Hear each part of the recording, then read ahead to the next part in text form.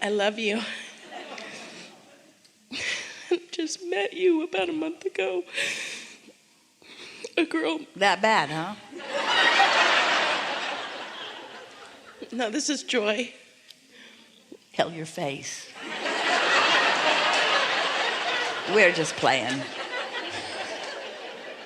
Feels good to find the resonance of who you are, we know. And sometimes there's just an overwhelming feeling of relief as you let resistance go and find that new place. And sometimes you're just not ready to contain the vibrational frequency of who you really are. And so this is the kind of release that indicates that relief, and it's all good. And I'm still figuring it out, and thank you. And I just wanted to thank you. And this may not be a good time to tell you you're never going to get it done. But it is helpful to let you know that you can't get it wrong. But you're never going to get it done. And that's what I got. And thank you. And I want to live again. And I'd been really sad for a long time. It kind of shut down. And well, pinching yourself off from your source does that. And now you know it isn't necessary. And now you're just in the process of learning some new responses to life. Yeah, it's all good. And I was going into depressions, but now I just see them as moments of clarity. Contrast. And really serving you. Like I said, it's just been a month, and the first week I actually just kind of stayed in bed and found clarity, and that was okay too, and without the judgment. And I'm also in recovery, and you say a lot of awesome things about. This has been a perfect day for you. Oh my gosh. Yeah, we know. And I just wanted to thank you. Yeah, you're welcome. And I don't. You're welcome. We want to thank you. Yeah, and to be honest, I don't even know how to ask yet. Because I've just been afraid to ask for anything for a long time. And that was then, this is now. Yeah. And that's dumb. Yeah. Yeah. Just take it a little bit at a time and just keep looking for things that feel better, and don't make a big deal about it, and don't try to explain this to others who know you. I don't. In fact, I say I don't have words yet. Because you're just this close to them locking you up. Don't try to explain it. But since I met you, money keeps coming in the mail, and a gentleman called me that said, "Remember when you loaned me $800 8 years ago? I have the money for you." So it's I love now you. Those are indications of releasing resistance. We said earlier, but we really want to emphasize it for you.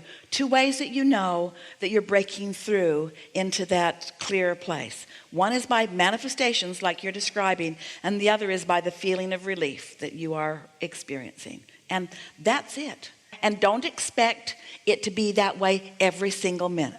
Sometimes it's going to feel better than others. Sometimes it's not going to feel so good.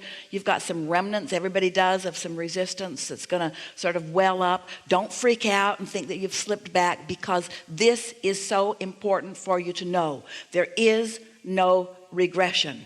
You will not go back to where you were. You will not go back to where you were. Now you know this. Yeah. Enough? Really good. Really good.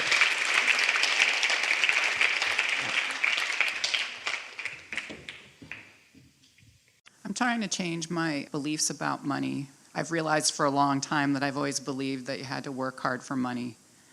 And it was exciting to get money incrementally.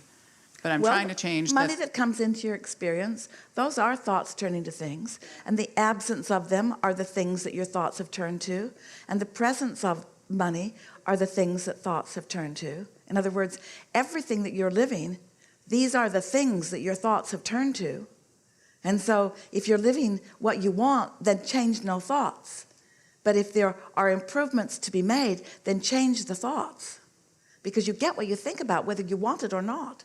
The presence or the absence of wanted or unwanted, depending upon what your point of focus is. The thing that we like most to say in this conversation is that our words are not nearly as important to you as the way the universe responds to your thoughts. And so we've been saying for quite a while that the way to know what things are coming from your thoughts are 2 ways. Wait till they show up, or pay attention to the way you feel. And after a while, you'll get so you know what this feeling is going to yield you. You'll get so you know what a feeling of apprehension is going to yield you. You'll get so you know what a feeling of worry is going to yield to you. you'll get so you know what a sustained feeling of exhilaration will yield to you. And so the thing that is most important about this conversation is that most humans are having feelings in responses to the thoughts that have already turned to the things. So they're creating by default, turning thoughts to things, and then responding to the things and thinking that they're stuck with that emotion, not realizing that they could conjure an emotion and change the things that the thoughts are turning to. Mm-hmm. That was a nugget. Yeah. Yeah. One other question that I had for you. I guess a few months ago, I was lying in bed at night, just relaxing and in a pretty good space, not asleep, just sort of meditating. And all of a sudden, I heard my name called out. It was very loud. And it was so startling that I had to sit up and look around to see if there was anyone in the room. Did I imagine that? Or, I mean, to me, that... You translated a vibration into a thing. Ah, okay. I felt like it was a wake-up call. But, Oh. yeah, no. All these questions that you just asked just now, and then you gave us an example of the answer. Okay, awesome. Thank Really you. good. Yeah. Really good.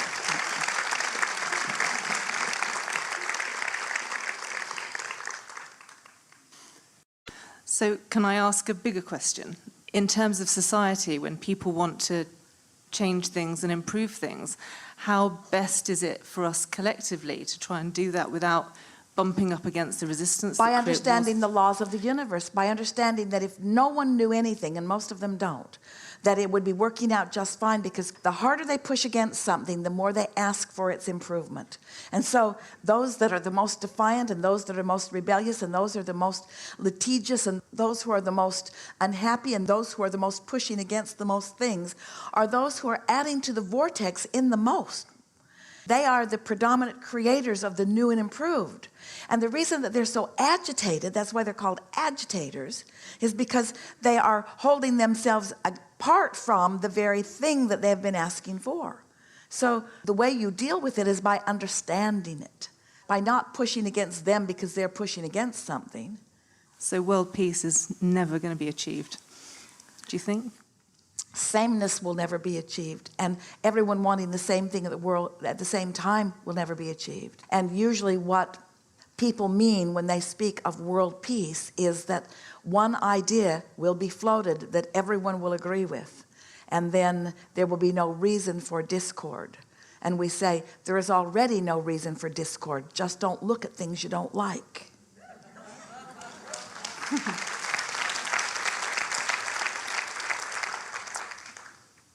That's wonderful, thanks.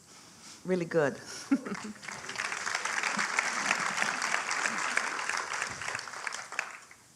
We've enjoyed this interaction more than any words will explain to you.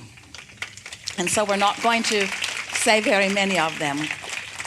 More has happened in this gathering than the words that you have translated into whatever meaning they have meant to you. This has been a vibrational experience. There are so many energies, entities, inner beings, clumps of non-physical consciousness, streams of non-physical consciousness that have been moving in and around and through what we're all about here. And you are vibrationally different than you were when we started, which means your point of attraction has shifted, which means you are less resistant. In some cases a little less, and in some cases a lot less. You've cleaned up your vibration just by focusing and participating and listening and finding a little resonance with your inner being on this subject, and a little resonance with your inner being on this subject, and a little resonance with your inner being on this subject, and a little on this subject, until you are much more resonant with who you are. So as you are moving forward, there is no homework. But what you are going to notice is that every relationship you have has shifted. And as you look with pleasure for those manifestations, you want to feel proud of yourself for the shift that took place, because we're really smart and we're really good and we know everything about everything and we know everything about you, but we cannot assert into you even what is good for you. You had to let it in. So this shifting that is taking place, this shifting that has taken place is all about what you accomplished as a result of the conversations and your reaction and participation in them. Be really easy about things. Believe us when we tell you that there is so much in your vortex that is ripe and ready for you, and that in your not trying so hard, in your being easier about all of it, that the inspiration will come. And there's something so wonderful about an inspiration coming and you following through on it and getting the immediate manifestational results. We agree with Esther. It's wonderful to feel good, but when that feeling good translates into the things that you can calculate and see and that others can notice about you, that's when you really know that you've become a deliberate creator. There is great love here for you. And as always, we remain joyously in your vortex. So good. You guys are wonderful. This is a good day. I liked it a lot.